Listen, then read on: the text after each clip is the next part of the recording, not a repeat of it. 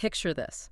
You're coming in for a landing at Reagan National, looking out the window at the city lights, and then suddenly, a mid-air collision with an Army helicopter sends your plane plummeting into the Potomac. Oh, wow. 64 passengers, 3 soldiers. It's a breaking news story that we're diving into today. Yeah. And we've got a stack of reports. Yeah. And it's a lot to process. Absolutely. It really, I think it really highlights the fragility of safety, even in an environment that is as, meticulously controlled as aviation is. Yeah, and speaking of controlled, this is D.C. airspace. We're talking about one of the most complex airspaces in the world. Yeah. So how does something like this even happen? Yeah.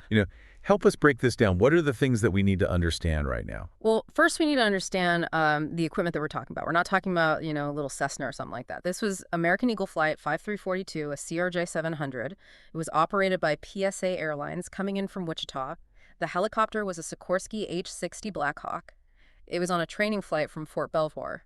Okay, so a substantial commercial airliner. Yeah, and a military helicopter. Yeah. And the impact happened at just a few hundred feet above the water. Correct. So it sounds like that plane was incredibly close to actually landing. Yeah, and that's what's making the recovery so difficult. The debris field is in 3 separate areas. Oh, wow. Spread across the river. And the water is only 5 to 8 feet deep. So those conditions make recovery really difficult, even with the best teams working around the clock. It's just heartbreaking to think about the people on board, those final moments. And there are reports of a passenger's husband who was texting with his wife right up until the crash. And his last received message was, "We're landing in 20." It's a stark reminder that behind every statistic, there's real people with families and loved ones and stories. And, the U.S. figure skating community has also released a statement. A number of their members were on board that flight returning from a national event. And there's also reports that some world champion Russian figure skaters were on that flight as well. So this tragedy has a far-reaching impact. Senator Marshall from Kansas called it unbearable sorrow, noting that over 60 Kansans were likely on board. Yep. That's a whole community grappling with this loss. Yeah. So we know that, a collision, a crash. But everybody wants to know why. Yeah. How could this happen in such a tightly regulated airspace? Well, D.C. airspace is really a meticulously choreographed ballet. Yeah. With countless aircraft moving in close proximity. But even with all of the technology that's been applied to this, transponders, radar, and constant communication, there's always that element of human error that is possible. The early statements from officials are understandably cautious. Transportation Secretary Duffy has emphasized that both aircraft were following standard flight paths. Military helicopters over the Potomac, commercial jets landing at Reagan. This happens every day. Yeah. If something went terribly wrong. Yeah. So it's like that saying, accidents happen when multiple unlikely events occur simultaneously. Right. What are some of the factors that investigators are going to be focusing on? Well, the first thing they rule out in any aviation accident is the weather. And reports say that it was a clear night. So visibility doesn't appear to be an issue. But there's a fascinating human element that comes into play, especially during landing. You mean how pilots kind of get laser focused on the runway? Exactly. In those final moments of approach, pilots are dealing with an incredible amount of information. They're adjusting airspeed altitude, making minute corrections, all while keeping that runway perfectly aligned. It's really a state of intense concentration. So is it possible that the pilots of Flight 5342 just didn't see the helicopter? Like their focus was so narrow? It's certainly a possibility that investigators will be looking into. Yeah. There's also the question of the helicopter's actions. Why didn't they alter course? Was there a mechanical failure that prevented them from maneuvering? Were they even aware of the approaching plane? These are all scenarios that the investigation will try to piece together. And the speed that these aircraft are traveling at, I imagine, adds another layer of complexity to this. We're talking about hundreds of miles an hour. Absolutely. Closing distances in seconds. You're absolutely right. A split-second decision can make all the difference in those circumstances. And that brings us to air traffic control. Were there any missed warnings from the tower? Did the controllers have a clear understanding of both aircraft's positions and their intentions? Their communications will be scrutinized very carefully. So it sounds like investigators have a lot of work cut out for them. They do. Multiple aircraft, a dynamic airspace, the human factor. Where do they even begin to untangle something like this?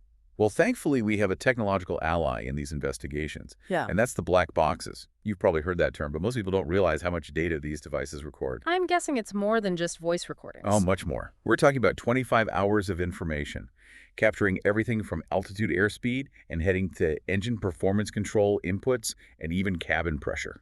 Wow, so it's like a complete digital fingerprint of the flight. Exactly. By analyzing this data, investigators can essentially reconstruct the flight path of both aircraft, understand any warnings or alarms that might have been going off in the cockpit, and even get a sense of the pilot's actions and conversations in those crucial final moments. It sounds like the black boxes are going to be key to answering the question that I think is on everyone's mind. How did these two aircraft end up on a collision course? Absolutely. And there's some good news on that front. One of the black boxes has already been located and recovered from the debris field. That'll give investigators a real critical head start in their analysis. This is going to be a long process, though, isn't it? I mean, it's not like we're going to have answers overnight. You're right. The NTSB investigation will likely take months, possibly even years, to reach a conclusion. It's a meticulous process involving analysis of the wreckage, the black box data interviews with witnesses, air traffic controllers, anyone else who might have information that can shed light on what happened. It's hard to even fathom what those final moments must have been like for the people on board. Absolutely. Yeah. But amid this tragedy, what's crucial is remembering the human element, the lives lost, the families grappling with their grief, the first responders working tirelessly in those challenging conditions. Their stories should not be forgotten. You know, it makes you think about how even with all of our advancements in technology, these kinds of accidents still happen. It really speaks to the inherent complexity of aviation. We've made incredible strides in safety over the years, but you're still dealing with a multitude of factors. Human fallibility, the potential for mechanical issues, the unpredictability of weather, and just the sheer volume of air traffic that we manage daily. Right, and when you layer on the complexities of shared airspace, like what we see around D.C., Yeah. it seems like that margin for error shrinks even further. Precisely. It's like a high-stakes puzzle with Oh, countless moving pieces, and that's why investigations like this are so important. It's not about pointing fingers or laying blame, but it's about meticulously piecing together what happened, identifying any systemic vulnerabilities, and using that knowledge to prevent future tragedies. This whole event, it really makes you think, you know? In a way, the more advanced we get, the more apparent our human limitations become. Yeah, that's a profound observation, and it really underscores the need for constant vigilance in aviation. Continuous improvement in training procedures, technology. It's an ongoing commitment. So while we wait for the NTSB to complete their investigation, what can we take away from this? What can our listeners kind of hold on to? I think the most important thing is perspective. While this tragedy is a stark reminder of the risks involved in air travel, it's also important to remember that statistically it remains one of the safest modes of transportation.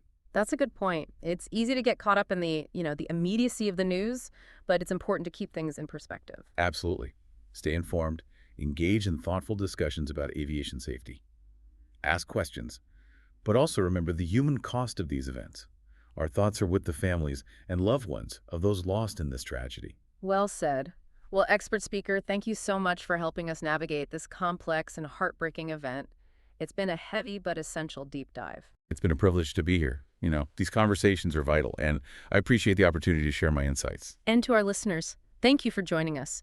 We encourage you to continue exploring this topic and to keep those affected by this tragedy in your thoughts. Until next time, stay curious and stay safe.